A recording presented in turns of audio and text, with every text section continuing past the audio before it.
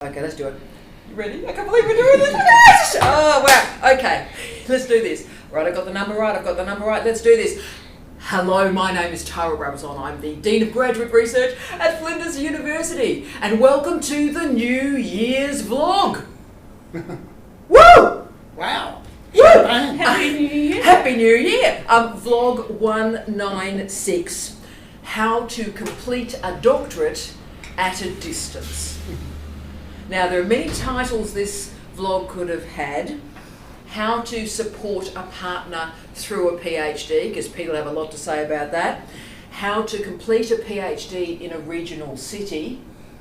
How to fight against the odds and finish a PhD. They're all the titles we could have chosen. And all of those titles are appropriate to the two extraordinary, inspirational, mythic human beings that I'm sharing this table with.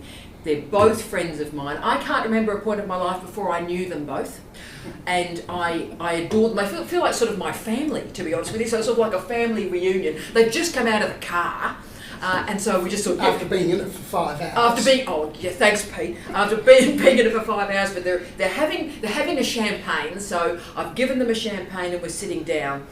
And let me tell you about these two friends of mine. Extraordinary people that I admire and respect deeply. I've never got to do this in a vlog before.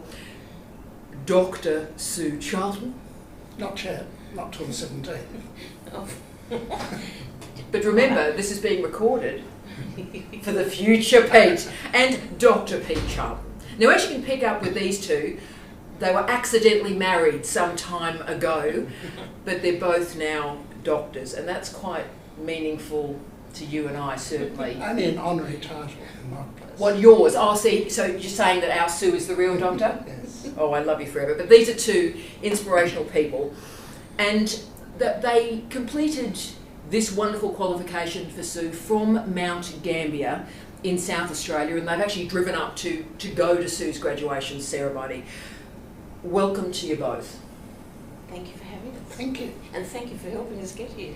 This is just, I mean, I'm quite emotional. I don't know if you are, Sue, but this is, oh look, I'm getting teary now. We were meant to, I always promised you we'd do a vlog, and I think we did say we'd try and do the New Year's vlog, and we're here. And Pete has been such a triumphant human being in my life and in Sue's, and is, I think, because he's such a brilliant man, he'll offer such a great reflection on this process as a partner, that's why this is quite a special vlog for so many reasons. So we have a story to share with you, and on this New Year's vlog, we always try and do something inspirational and extraordinary to give you that energy and fabulousness to start the next year.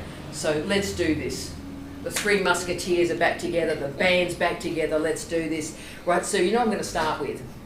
Can you tell us about this remarkable PhD that you're about to graduate from? Tell us about it. What was it?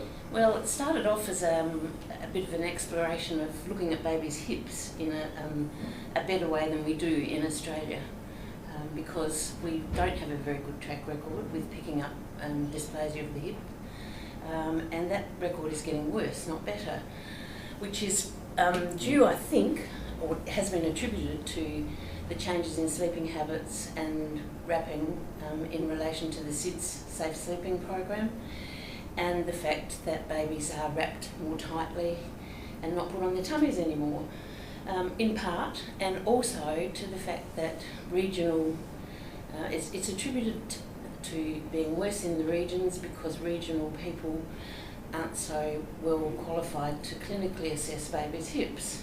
That criticism has been made in the press.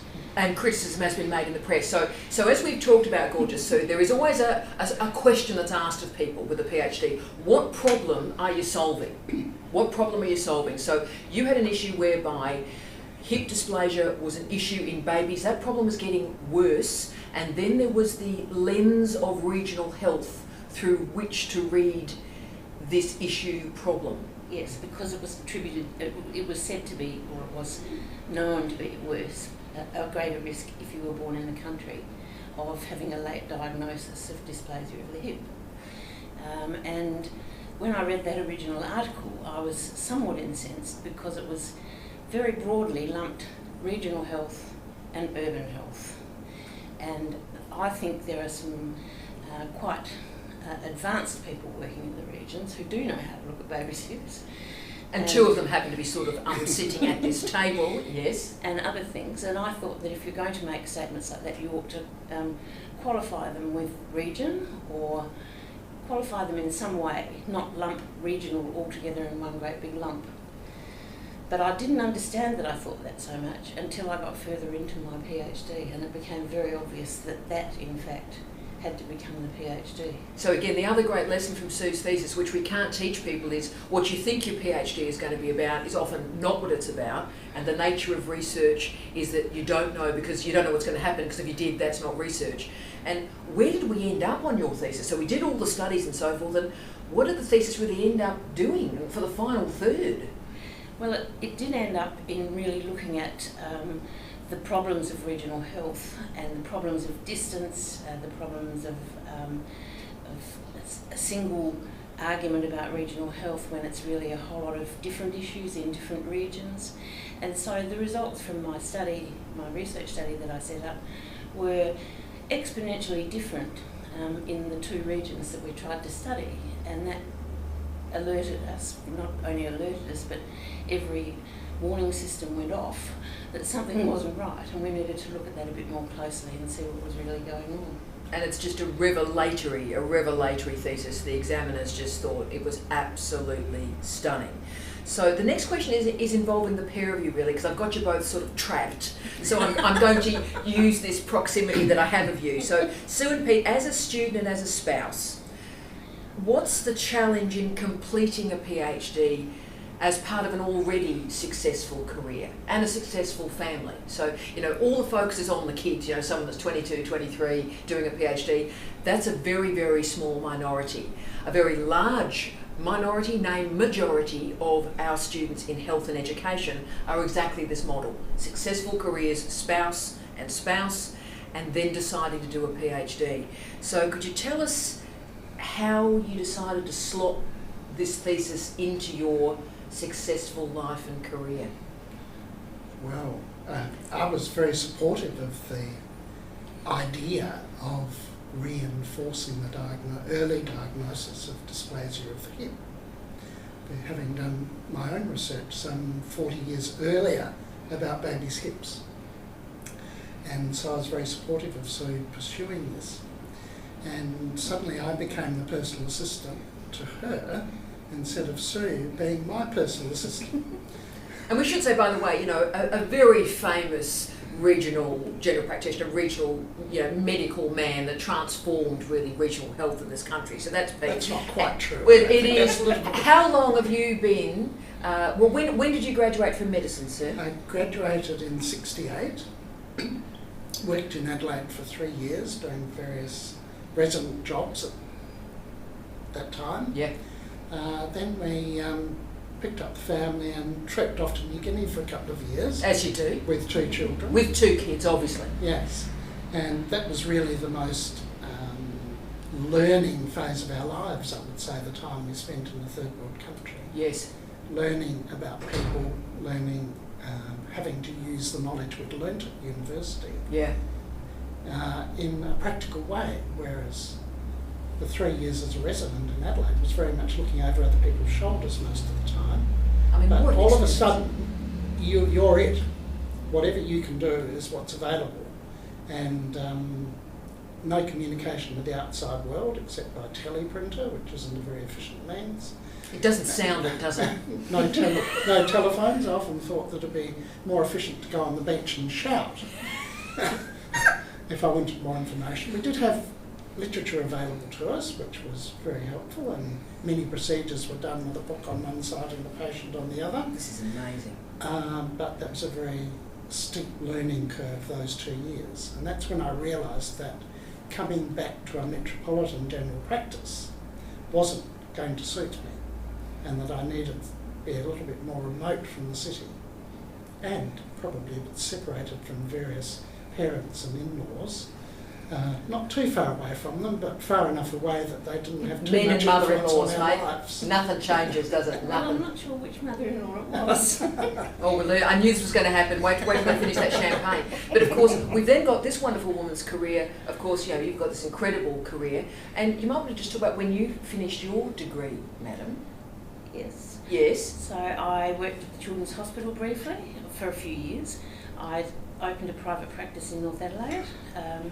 Had some very wise counsel from a wonderful paediatrician, Eric Sims, who promised that he would support me on 2 conditions. One, that I kept my doors open for 12 months, because he said there'll be 364 days when you want to close them. And 2, that I accepted every patient that he referred to me without visible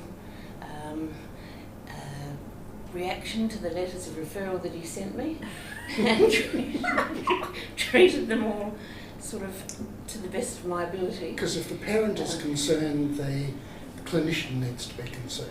And I mean, that's. I mean, you're always at line. We're all an expert in our own lives, Yes. and in health and education, if we all start from that expertise, we go well. But I mean, can you tell us something about being a physiotherapist? You know, because it's a very distinguished area. It's called allied health. I think that in some ways is a bit disrespectful, but still. And the pathway of a professional physiotherapist over these decades. Yes, so I began. I was always interested in working with children, and I graduated and went straight to the Children's Hospital, but we were very well trained in the physio course in Adelaide at that stage. There were only 30 physio students per year graduating in South Australia. And Wow, yeah. we had lots of clinical experience. We were trained by the top people in the field, internationally renowned physiotherapists like Jeff Maitland. And we felt as if we were very, very well trained and had a lot of experience treating adults as well as children. And I chose to go straight into treating children because I'm fairly passionate about children, and they're much easier to relate to in many ways. They make a lot more sense. And it's lots more fun. Yeah, yeah. They never complain. Yeah, yeah. And also you are, and I'll say this about the pair of you come from a social justice imperative. You come from, and it gets me quite emotional because it's so rare these days, but it comes from a desire to do good, and your entire family really stand for that. Yeah, I think so. And I opened my private practice in paediatrics, and then when we went to New Guinea, I didn't have a job there. You also were a lecturer at the University Oh yes, of I Physiotherapy. was actually a tutor in paediatrics as well before I left Adelaide. I went to New Guinea. In New Guinea, there were no jobs on offer through the health department, but I can't stand by and watch people that need something doing to them and not be able to help them. So I was in the hospital helping with kids and helping with adults. The problems there were very similar to a lot of the paediatric problems, so that people with polio-like diseases that needed developmental help, and so it was very easy to work there, and we were so well looked after in New Guinea, it didn't matter whether you were paid or not, as long as you felt you were doing something. Isn't that amazing? So it was good, and it was a very good experience. It was a bit shattering to begin with to see that there were no children like we might see with cerebral palsy and stuff like that, because they don't survive. And that was a bit of a lesson to me, I think. Yeah. But I came back from there and thought, well, when we went to Mount Gambier and Peter joined the practice there, the senior partner said to doctors' wives, Doctors' wives don't work. You won't be having a job, and you certainly won't be working in the hospital, because you might tell a patient that he's a better doctor than another doctor, and we can't have that. That would create terrible problems. Yeah, look, women are a problem, aren't they, Sue? Yeah. And the doctor's wife. Yes, and it still exists as a thing. But And- so what and happened? Look, So I what? have to tell you a really funny story. Tell me, Sue. Because as chance would have it, I fought the battle to work in Mount Gambier over a little girl that I had seen at the Children's Hospital with This is a cerebral good one. palsy. It is. And With cerebral palsy. Yeah. With cerebral palsy. And she's just the most gorgeous girl, the most gorgeous family. And they had travelled to Adelaide on the train to see me when I had my practice in Adelaide. I was not going to Mount Gambier and putting up my shingle or doing any work if I didn't see her. And I wasn't going to live there if I didn't provide the service to her that they'd paid to get from me in Adelaide. And guess where she most recently saw her? So I won that battle, and I worked with gorgeous Susie all through her life. She became a highly accomplished woman, a very independent woman. Despite her serious cerebral palsy, she drove her own car. She got a job at TAFE in the library. She worked very well. We're travelling to Adelaide today for this. Today. And I stop in Pathway to do the right bunch. I get out of the car, I say, I'm just going to the loo before we leave, and I go to the loo and there's someone else in, you know, how you hear someone else in the public loos. Not hugely, but thanks for sharing that with us, Sue. Yep. And so I hear a little noise, and out comes this person. It's her. That's serendipity, isn't Yeah, it? I'm not managing. I'm not managing. I'm really not managing. There's something, and and she was great and well. She was driving herself to her Adelaide own as car well. to Adelaide. So when we pulled up at Town and Bend for fuel, there she is again. And I thought, Susie, you are haunting my life. But isn't life a remarkable thing? I mean, I'm not a big believer in sort of chance and stuff, but I'm not a believer in any sort of bloke in the sky with a beard either. But isn't life remarkable that, I mean, what we learn from these two great people is you do good on the planet, and that good does follow you. Well, it's just fabulous. I mean, she's the most gorgeous girl. Yeah. She had a daughter who did vet science and is now a vet somewhere. And she's just the most amazing woman, because as a baby I wouldn't have thought that she Well, she wanted to ride a bike, and she was told she'd never ride a bike. Is that unbelievable? But her father told her she'd never ride a bike. And see, this is why regional Australia matters. Yeah. This is grit, this is determination. That's what this country's based on. So, I mean, this is remarkable. So, we've talked a little bit about Mount Gambier, but we're going to go in there hard now. It's a beautiful, extraordinary place. And tell us a little bit about, because we've gone to Papua New Guinea, we've come back. Tell us about your role in that city and the role of professionals in a regional city, particularly in health. Well, we did everything in that era. I mean, these days I think the flying doctor comes to Mount Gambier once or twice a day. But in that era, the flying doctor might come to Mount Gambier perhaps 5 or 6 times a year. So most things were managed in the regional setting. And managed well. And managed very well. Our general practice was also had surgeons as partners. We had an ENT specialist as a partner. That's right. And that was subsequently viewed by the professional colleges as sort of referrals to gain more income for yourself sort of thing, because you were partners in the practice, and they sort of frowned strongly on the fact that these specialists were working in a general practice. But it also meant that the specialists had to look in the child's ear when they had their turn on duty, and alternatively the general practitioner put the drips in when they came out at 2 o'clock in the morning for the specialists. Absolutely. So there was a symbiosis that worked very well to make things work. And Pete, profound expertise. Mm. I mean, just the body of knowledge. I mean, I'm in awe. I really am in awe. And my brother, who's Steve Rabb, who is a general practitioner in Mandurah, which is regional southwest of Western Australia, I think he's retiring next year, I think. And, you know, anaesthesiology was his particular paradigm. That, of course, in regional health you need that as well. And the expertise that retires when these wonderful men and women retire, it is just breathtaking, because that generation is stunning. You know, And some of it's really challenged by rules and regulations. Yes. There's now a dictum from SA Health that children under 4 should not have anaesthetics in rural South Australia. So it means that hernias, pyloric stenoses, all have to be transferred to Adelaide, despite the fact that in years past the general practitioners provided that anaesthetic service, and there are now specialist anaesthetists in Mount Gambier. They are not allowed by dictum to do that work. And I mean, to do that work. So we've talked about it so often. So in Mount Gambier, we talk about families not having to come to Adelaide.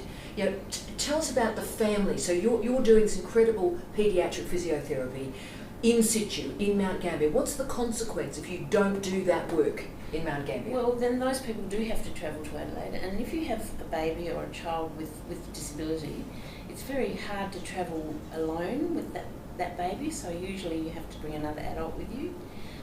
Often they have to bring other children with them as well. Then they have to be accommodated in Adelaide, or father has to take days off work. And that's Often 3 mothers- days minimum, really. And a time when work is hard to get. Yeah. And hard to take some days off, can I say? And if you have a child with an ongoing problem, it may be a life-determined threatening condition. It may be something much more simple than that. But it's usually something that has quite a finite period that's going to require treatment. And so you're continually asking your boss for time off to be able to go and do these things. Invariably, sadly, you get to Adelaide for your appointment and get told, oh no, sorry, we've had to cancel your surgery today, you'll have to come back next week. And there's just very little understanding of what that actually means to people. The distances involved. What it means to families. I mean, this is life crushing. You know, it is tragic enough for a family, and it's happened to all of our families when a tragic, threatening diagnosis occurs, either terminal or not. It's appalling, and it shreds families, and that's dreadful enough. And if the expertise exists in regional centres, why would you be dislocating families at this moment of crisis? That's the bit of this I can't understand. Yeah. And then often a referral's made for extra assistance to someone else in the metropolitan area, which is going to require repeat visits back to the metropolitan area when that service is available locally or much closer to home. But the people in the tertiary centres in Adelaide aren't familiar with that. And that's why we appreciate having many students in our practice, because the more students that go through the area, either as university students or as interns or as trainee registrars in general practice, even if they finish up being neurosurgeons, they have some appreciation of what facilities are available and the distances involved when people have to come to a metropolitan area. And look, that's worth anything. Both my parents came from very small country towns in Western Australia, and they always said to me, you know, everyone should go bush for a couple of years. Everyone. It should be a requirement for any specialist training. You know, I'm getting all pins and needles on that. You know, and they said that as we were growing up, everyone should go bush for a couple of years because it transforms you too as a human, because you're in a community, you're playing sport, you know, you're going to markets, you're fishing, you're going for a walk. It's a beautiful way of living that transforms the rest of your life too. And if you haven't had that experience, you think the world exists in a capital city. And well, it's a small picture of our experience in New Guinea, really. You can take it a step further and say that it's very useful to people to spend time in a third world country in their development and education. Go international, experience life, because as you can see how much of these two people contributed to this country. It's stunning to me. And Pete, I've always wanted to ask you this question. In fact, when we were organising this vlog and I was writing it, my favourite question was the one that followed. So Pete, what surprised you about Sue's PhD? What were the surprises for you? You're a well-educated, brilliant man, and you're a reader, you're a researcher yourself. What surprised you about what Sue went through? And you can be gritty, don't worry about it. Yeah, well, I've already been living with her for quite a few years. Yeah. So nothing surprises me anymore. Not much. Well, there we go. You're a woman of mystery to me, Sue. But mate, was there anything about the PhD as a higher degree? Well, I was particularly impressed with her persistence in pursuing it. Yeah. Because there are many roadblocks put up. There are many hoops to jump through and hurdles to jump and supervisors changing and etc. And she stuck at it. And if you didn't know where she was, she'd be sitting in her office in front of a computer at any time of the day or night, pursuing this goal.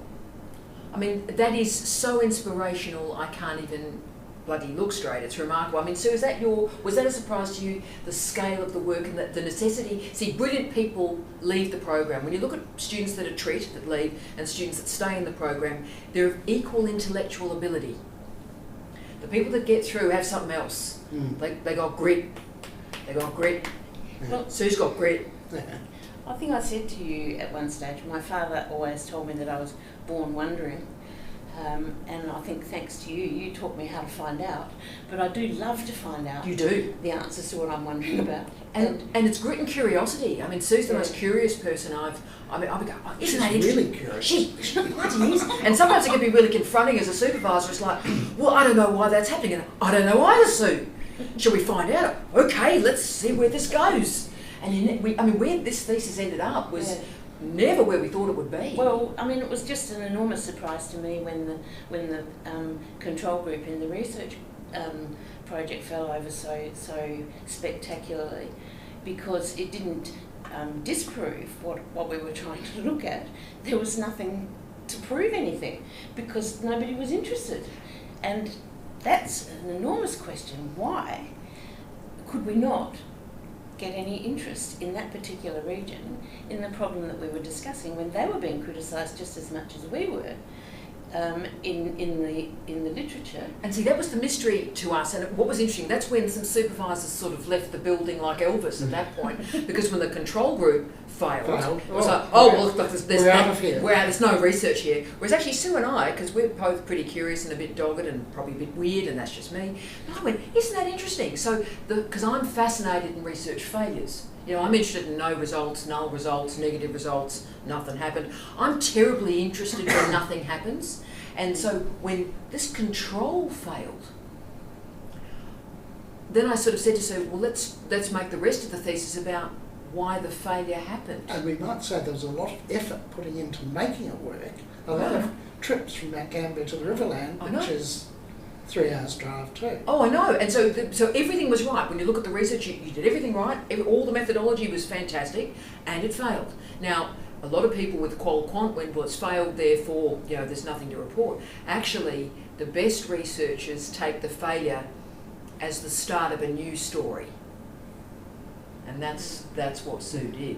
Well, your heart's really in it then, because you've got yourself to justify as well as the system that is denying that there's a failure. And so you have to go, hey, listen, we're going to uncover this, A, to satisfy me, and B, to say, this is what's going on.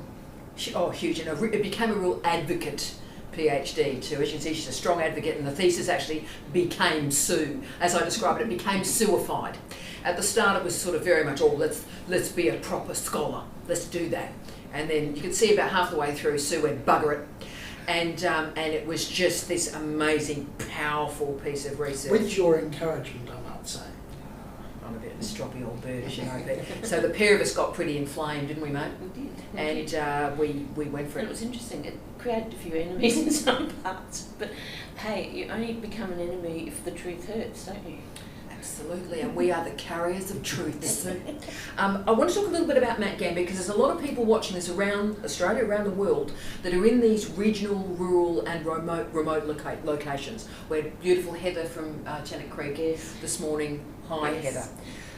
Now, could you tell us about the difficulties in doing a PhD from a regional location? We will do the positive stuff, but what's the nuggety rub, the challenges in the regional doctoral space? Well, I think the biggest challenge I encountered in the first place was that I was used to tutoring students and speaking about stuff that I knew about, and having that sort of position.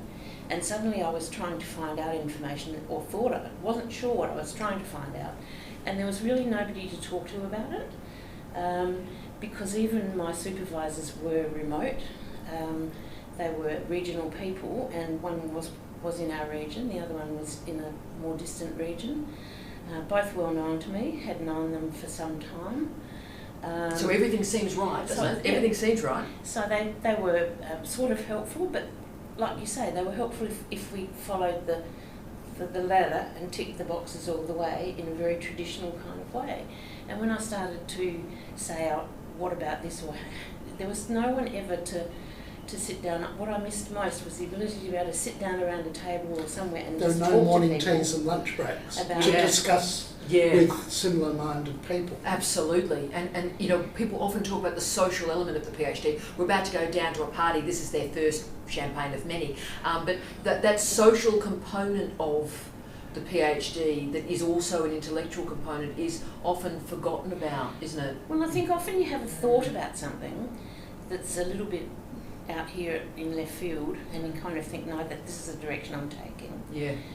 But if you're in a group sitting around talking and you just throw that into the conversation, often someone will pick that up and say, no, that's an interesting point. And that's where the right group has been very, very supportive and constructive in helping this situation. Well, we realise that, so of course Fridays we run a group called the Right Bunch, which I don't know how I invented it, but we just I was very aware we had a large number of regional students that were mainly women of a particular age who were great professionals who were coming to a PhD, and suddenly, book it and they will come. And we've got them from Canada right the way through Mount Gambier up to Dubbo, Tennant Creek, Alice Springs. It's just remarkable. Yeah, it's fabulous. And once a week, and people write together in silence, but then communicate, and it has become very family-like. It's a religion. It's an evangelical cult, Pete. But it is. The women are very close. Mm-hmm. Well, as I left Pathway this morning, I thought, now this is really funny. I've been part of this group from Tennant Creek to Pathway to Northern Queensland and wherever we are. And that's what he's saying. It's like a religion. At 9:30 about every Friday, I have to start thinking about where the nearest cafe or park bench or somewhere where I've got internet access and mobile phone range, I can sit down and join the Right Bunch because I can't miss it. And you've done it around the world, and you've written hundreds of thousands of words. Yeah, sitting in funny places. Sitting in front, because we always go, Sue, where are you now, Sue? And often you have to say it a few times because I've never heard of these really tiny places.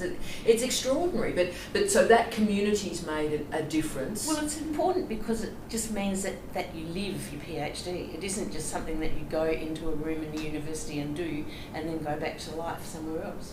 It's fits into is what you organise your life around. And again, that takes a huge amount of family support. And therefore, that's the next question. I want you to be hard and harsh with me, because I know it seems bizarre, but I am the Dean of Graduate Research. It surprises me every day. But what would you say to me? Obviously, you're my mates. I adore you. I trust you completely. What are we doing wrong, and what can we do better? How can we improve the doctoral experience in regional Australia and beyond? What can we do? Gee, that's a really hard one to answer, I think, because I think you stand out in your community as an oddity.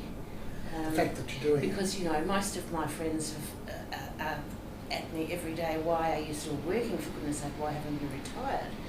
Well, one of my friends actually said to me the other day, look, you look really tired. I've got 2 pregnant physiotherapists working for me who've gone off on leave, and I'm going back to nearly full-time work in the practice, you see. And why are you doing that? Why don't you just shut the door? And I go, pardon?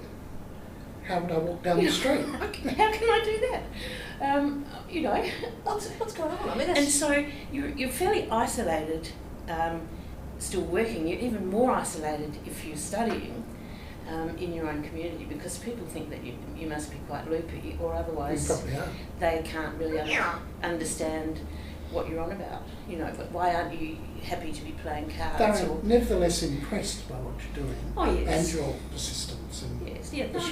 And they're very supportive too. Yeah. That my close friends are, or most. But I mean, what you're doing is you're challenging normative expectations, because everyone has a life narrative. When we were kids, this is what our life would look like. And for most of us, how we've ended up had nothing to do with where we thought we'd be. Yeah. And it's so much better and brilliant because of that. But I really think perhaps one of the things that would really have helped me in the beginning, and I would not have understood it, so I don't know how you would excuse me, sir. Embark on it, but I think every person about to enter a PhD program should be obliged to spend a week or so in the university to begin with, to meet the people that they can contact from a distance. To form a network, if you like. To get an idea of where things are. I came to meetings here which, we rush up like we did, and 5 minutes before we were meant to be here, we arrive. And then I'd walk into this university, hobble into this university.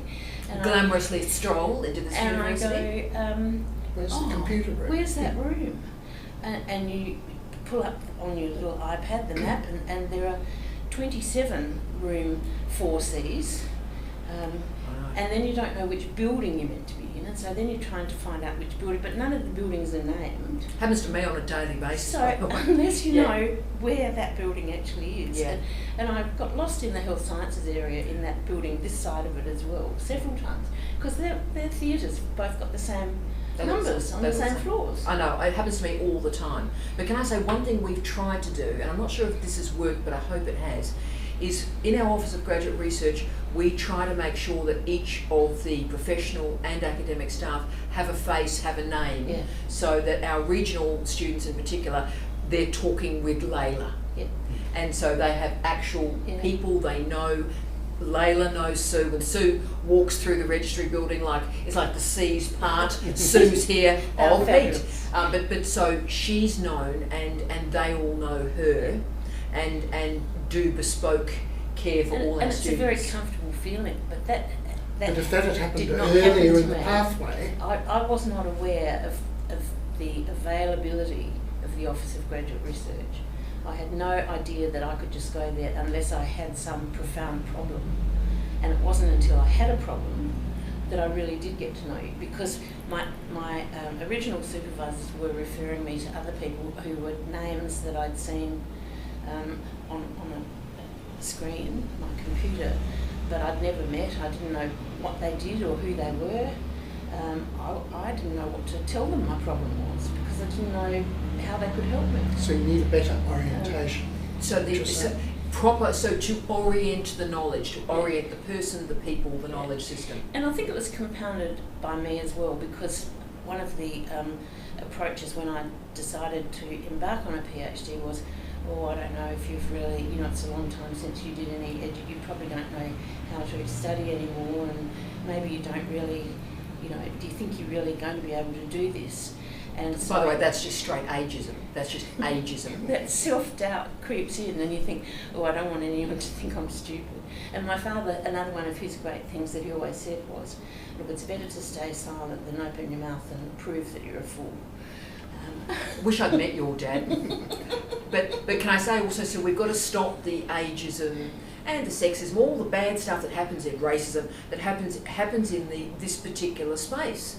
Because why would your degree from the 60s and 70s be any less valuable than the degree now? I'm sorry, I can't mentally understand that, because you're both incredible readers, you're up to date with the research, so isn't this a strength? Well, yes, but it doesn't seem like that, I don't think. I think people think, particularly if you've gone to the country, that you're out of the mainstream. You wouldn't even know what day of the week it was in Adelaide, because it's probably different from where you are. Because the clocks are different. Yeah. Obviously, Mount Gambier is on its own time zone. Yeah. And there was an eminent physiotherapist when I did some postgrad physio study, and there was a physiotherapist who was kind of detailed to meet me for coffee, not an official meeting about anything, just come and have a coffee with me. And she'd been a lecturer when I was a tutor, and we went and had a nice coffee and talked about her golf and our time here and there and everywhere else. And then she said, I'm pretty sure that you really shouldn't embark on any more of this this thinking that you're going to become, do the specialised training, because things have changed now, and students these days know how to do a bit of research and look things up. And as someone who teaches that generation, can I say that would not be the case? But that inspired you in some Yes. ways. I mean, talk about grit. That was putting out the challenge. I can't wait to ring her next week and tell her that it's Dr. Charlton speaking. Yeah, Dr. Charlton. The younger. So, final question to the pair of you, and I love these people. She says, you're like my heart, you two. You're just phenomenal. Is there any advice you'd offer to families and couples out there about the doctoral journey? Because we rarely get an actual spouse. Like, here's like a sample spouse. Is there anything you'd say to people about families? Because I often say, we don't supervise a student, we supervise a whole family. You've heard me say that. I mean, is that bull dust? Is that accurate? Tell us about families and spouse and PhD and that journey. For everyone out there thinking about it. Yes, you go first. I think it is very, very important to have a supportive family around you, and I think I've always had the belief, and it's a very old-fashioned belief, I know, that for Peter to succeed in what he was doing, I needed to follow him where his profession drove him. Such that you got dragged out of the university lectureship to I go was to on Guinea. an upward path of teaching in physiotherapy, etc., etc. And you know the paediatric senior physiotherapist was nearing the end of her life, was gearing me up to take over her job, at the end of her working life, should I say. And and I was looking forward to that in many ways. And then I was invited to travel to New Guinea, to the wilds of the north coast of New Guinea, which were the best 2 years of our lives, probably. Yeah. But my call it biblical, call it whatever you will, whither thou goest, there go I. Yeah. And so we went to New Guinea because that keeps the family together, and you know. And look, I love that. So I mean, what's that old line? You know, life is what happens when you're busy making other plans. Yeah. And when the door closes, the window opens, and hell, the window's got a good view. Yes. Yeah. And it was fabulous. It was really good. So all those years were making sure that what Peter was doing was what he wanted to do, and as long as you always made sure that I was happy and the children were comfortable. We faced another hurdle at boarding school time, because the schools in Mount Gambier were a pretty mixed bunch at that stage when our children were that age, and we felt that we'd chosen to be in Mount Gambier. We'd grown up in metropolitan Adelaide. They ought to have the same basis to make the choices. See the horizons that we've been able to see. And we talked about moving to Adelaide, and we worked out that we had 8 or 9 years of that before we'd finished all this secondary schooling, and we were selling his life for 8 or 9 years. Yeah. Which was ridiculous, and we had a round table family discussion and said, no, we can handle this, we'll stay here. And in fact, the children said, if you come to Adelaide, we're not going to keep studying. So we, he was supported through all of that, and we supported each other through all of that, and so then he came back to supporting me when I wanted to do something, and he was in his. Is that right? And do you want to speak now? Interested in the clinical way of what you're doing as well. We were. You were very interested in it. Yeah. Do you want to say anything else? No, I think you've said it. I'm sorry. Look, look. This has been. I think this is now my favourite vlog ever. Look, I didn't know what we do today. I just wanted you to see 2 astounding Australians, 2 astounding people that I just have the privilege of putting a camera in front of, and just let's all revel in their fabulousness. And that's the first thing. To be inspired by this great woman's grit and determination to make social change, to make a difference. And she's done that and will continue to do that, and she is changing regional health in this country, and that's not a bad outcome from a PhD. And also to meet the man, the myth, the legend that is Pete. He's been this great presence in our lives through this wonderful candidature, and he's a great man, and he, Australian masculinity gets a lot of bad press, and Australian men are fascinating species. Well, the crusade is to get every baby's hip ultrasounded in the first 3 weeks of life. That's the project. So that's the crusade. These 2 have based their life on that, and that will transform paediatric health. It'll transform adults' lives. It'll transform everything. And so to sit with these 2 people is a privilege. To see a marriage like this, I didn't know we'd go deeply to see you 2 as this relationship, but isn't this inspiring? Isn't this inspiring? And this is what the great PhDs are about. And this, in so many ways, what these vlogs are about, is seeing the people. Because we all have assumptions about what a PhD student looks like and what the spouse of a PhD looks like. And here they sit. And let's enjoy this. Let's revel in this and be in awe of Sue and in awe of Pete and what their entire careers have stood for and what their careers will stand for, and the changes they'll make in this country. And what a privilege to see a relationship such as this. So, Happy New Year. Happy New Year, everybody. Yes. And the 3 of us wish you love, light, and peace. Out. I love it. Oh, thank you. Thank you. Sorry, I have to say too much. Oh, I got you. Lipstick. Oh, I got you. That's I good. got you. He loves I it. love it. He loves it. I like you.